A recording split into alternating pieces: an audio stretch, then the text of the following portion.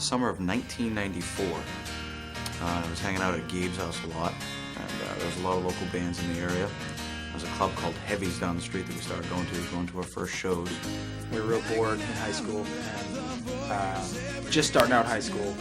And Chris brings over his guitar, and we see that he's learning, you know, and we're all pumped about music. So we kind of got together and decided that it'd be a good thing if we tried to start our own band. We ended up getting like a little tiny, shitty, small practice amp that we got a splitter, and we put the vocals, the bass, and the guitar through that single amp. Gabe ended up buying like a plywood drum set for like $50, and it didn't have a snare, so we like taped a ping pong paddle to the top of the snare, and that was our gear that we started playing with. We started playing in Gabe's parents' basement. Be down there, and my parents were really, really open about it, encouraging me. Put up with the loud noise, and every once in a while an argument about a song or anything else really. And it was a good time. How we came up with our name, we had gone through like a lot of different ones. Like we had contemplated on Snot Rockets, Four Fits of Fury, a bunch of different names. A guy that was playing lead guitar for us at the time said, "Hey, you should call yourself Dugen. It's German slang for shit." Jason, our original lead guitarist, thought it was a German word for manure or shit or poop or something. And come to find out, it actually isn't. The real term that he was looking for was Dugen, which is D-U-N-G. And that is German for manure or dung. And so come to find out, Dugen doesn't mean shit. We didn't find out until like just a couple of years ago that it's actually a Russian word, and it means to be or to serve a higher purpose. So it's even cooler now. We started off playing like, Green Day, Rancid cover that was big into the Rancid Let's Go album at the time. A lot of Nirvana, obviously, because Around the Moon was exploding at the time. So we played a lot of those covers. We started writing our own stuff, really shitty originals. Real bad songs at first. Songs about poop and taking it down, which again is about poop. And, just real cheesy, dick and fart joke kind of songs. Hershey Squirt's about diarrhea. Then there was shit stains on the bathroom mirrors. Shit stains on the bathroom mirror, ran out of toilet paper, wipe it on the wall. Lyrics like that. And so that was how we first really started writing, kind of getting that goofing off out of our system until we got more serious. Started writing good songs about, well, not really that good, but songs about teenage angst and teenage love and the things that we would do as kids. Originally, I wasn't even the singer for the band. The guys just didn't think I could sing, and at the time I really couldn't. Chris wasn't sure if he could sing or wanted to sing, and so we decided to get a lead singer. We got a guy named Dave Michaels that we were friends with in high school, and he came along and he was singing. He was like a folksy ballad type of guy, kind of like a Counting Crows type vocal, so our sound was actually starting to push in that direction. We have an early recording. We recorded a 3-song demo with him. 2 of them were ballads like that. And then we had our one fast song. Our first serious fast song that we ever wrote was Remnants of a Corduroy Sun. And I'd been kind of playing the punk and grunge tunes undercover and practicing my vocals. So we go to the studio, going to 4th Street Studios, and we, we're about to lay down the vocals for Remnants of a Corduroy Sun. And I said, "Would you guys mind if I tried singing this one?" And I think Dave was probably a little bit insulted, but he said it was okay. But anyway, so I get up there and I do my thing, and it sounds terrible to this day, but at the time we're like, "Holy shit, that's Chris," because it had that rancid, gritty sound to it. And that was the summer that we just happened to be starting to play gigs, so Chris took over vocals and it worked and clicked. First place we ever played was the Sound House, and that was actually the place where we went to our first shows. We had always wanted to play. That was like our ambition. That was our first show ever. I mean, we packed it.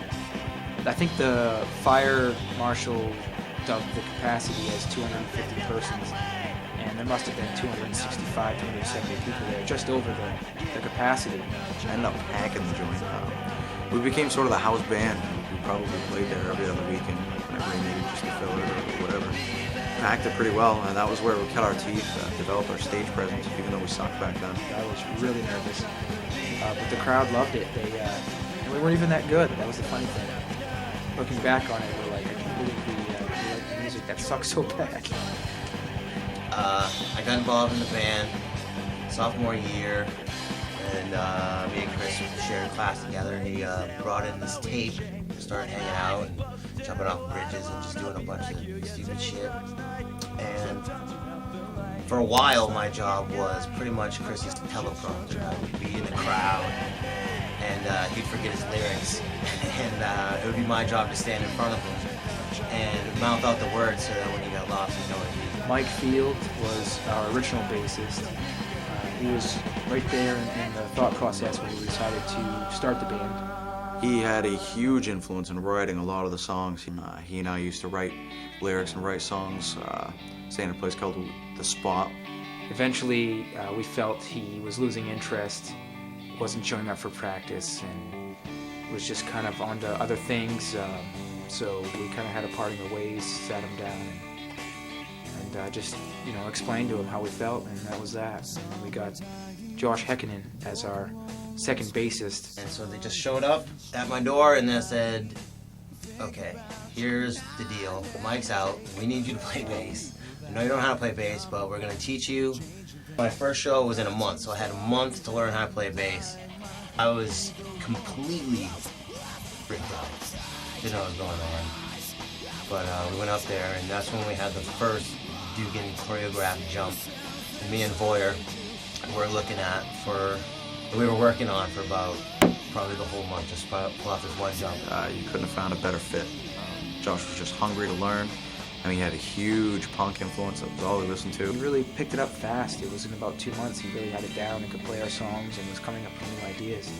Really cool, slick bass lines. He starts learning, more advanced scales and whatnot, and he's just shaped the sound of Dugen the way it is today, just with the intricacies of the bass. We played other shows. There's a club called the Outback. The Outback were actually the first band to ever play there. Played there like 3 times. Played a pizza parlor.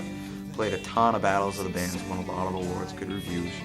We played a show on a local cable access TV show called the Danny Cashman Show.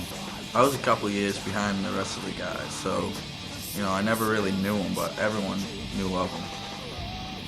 It was just the way it was, man. Everyone always talked to them in the halls, and so it was kind of like you wanted to be a part of it. I'd always go out to the Dugen shows, and they were one of the only bands that played right around the area. I remember me and my friends painting up this gigantic mural in my bedroom, like your typical high school thing. And we just had Dugen spray painted all over the ceiling, put up little flyers. And then the scene just sort of died after a few years. So what we ended up doing is, just because we love to play, we used to rent out halls. We used to rent out the Knights of Columbus halls. And, we'd get with the Knights of Columbus guys. They'd give us the hall for free if we paid for it after out of the door, and then all the profits had to be given to a charity of their choice. So we never made any money, but we kept the scene alive. We probably threw, one every couple of months or so. Rented it out. Place was always packed, a couple hundred kids. In 2001, Squirrel started up with us. Josh, knew a kid that was really looked up to us as a musician. I was just out riding on my skateboard one day, and I figured I'd stop in because I heard him. I figured I'd see what's up.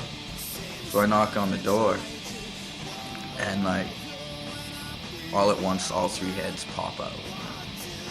Chris is there, and he's like, how far away is your guitar?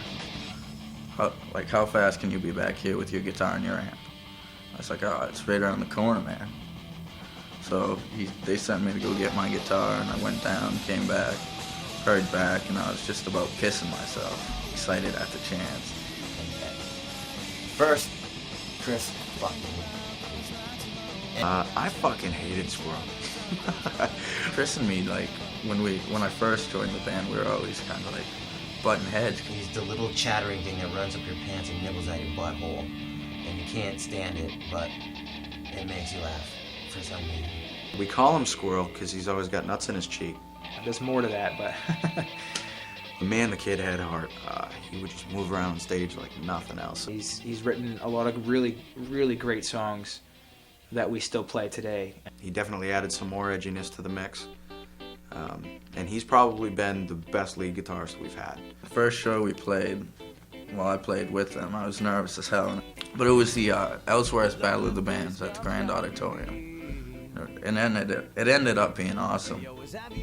Like 20 minutes before we were scheduled to play, I just got all these butterflies just swarming in my stomach. I'm like, oh, I don't know if I can do this. I feel like I'm gonna puke. Can't stop shaking. So then it was finally our turn to come up. And we're standing there with the curtains were still drawn. And we're just listening to the people scream Dugen, Dugen, Dugen. And, we hadn't played there. I wasn't expecting anything like that. And then the curtains open, we just come out, and all the lights were shining down on us, and there's all these people out in the crowd. More recent shows, we've done live concerts on the radio. We're about to do another one. We play venues all over the state now. We play a lot locally in Bangor and Orono. Bar Harbor's probably one of our favorite places to play. It's a tourist town, but all the kids there love us. They know all the words, and you take a little tiny bar, that can only fit maybe 100 people, and when you pack it, there's a lot of energy in the place. So we do a really good job live. I think on the CD we sound good, but live is definitely worth the effort of coming out or paying the money. It isn't even about the money. It's more of just we like to play, and the crowd understands that, and they see that. I mean, we're up there running around like crazy, playing our hearts out. Now we were able to go down and play in the New York Music Festival, which was a dream for me, getting able to play guitar in New York. We played New York twice. The first time we went down for the New York Music Festival, which is like a 10-day event. It was like a job fair for musicians. Basically, thousands of applicants from around the world apply. They choose the best 300. We got chosen. You go down, and when you play, it's like auditioning in front of record executive people, and they judge you, and whoever they like, they sign on. We ended up making the final 15, so we went to all the after parties. A premier club called The Lobby actually threw us a CD release party while we were down there, which was pretty nice, because earlier in the week when we tried to get in there, they kicked us out. Anyways, as a result of our performance in the music festival, everyone really liked us. We ended up getting invited back to play CBGB's, which was like the mecca for us. Especially growing up listening to the punk rock that we listened to. The place has so much history. It was intimidating. Playing at the Mecca. So we went back down for that because I was like a month later. And it was amazing. We just walked into this little dingy club downstairs. It was all dark and dirty, and it just was a perfect punk club. You join a band, it's like getting 3 best friends or 4 best friends, however many. It's not just a bunch of people playing music. It's a forming. Gabe and I have been friends, obviously, since 2nd or 3rd grade, and we just decided to learn music together. And I don't think I can play with any other drummer. Me and him play together. We can sit down and play together, and we can just jam, and we just have that click. It's not like the rest of the guys. We play together well, but me and Chris can just know what each other are gonna do. We can read it and see it before it happens, and change the tempos at the same time and not even realize it. It's quite an experience. We learn together.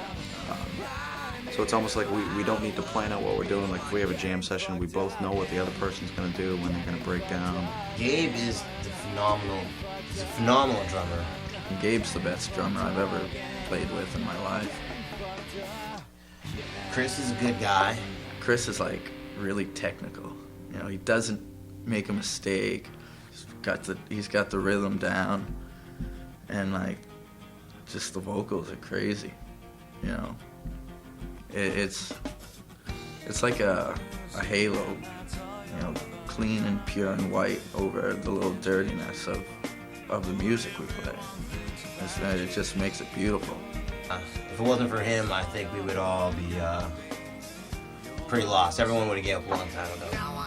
He did a lot of work in the time period when there wasn't much going on. Everything seemed like it was going to break apart, but he stuck to it and just kept it going. I mean, he would, no matter what, he just never say die. So right now, where is Dugen? Right now we're trying to do it ourselves. we're putting out a DVD. We do all of our own flyer campaigns, design our own album covers. We designed our own press kit, our own business cards. Our ultimate goal right now is we're trying to start a production label up and get as many artists and musicians in the area involved and on board that we can, just to build the scene back up. And you know, when you build the scene big enough, someone's bound to notice. So tune in and you'll be seeing Dugen on a TV screen near you.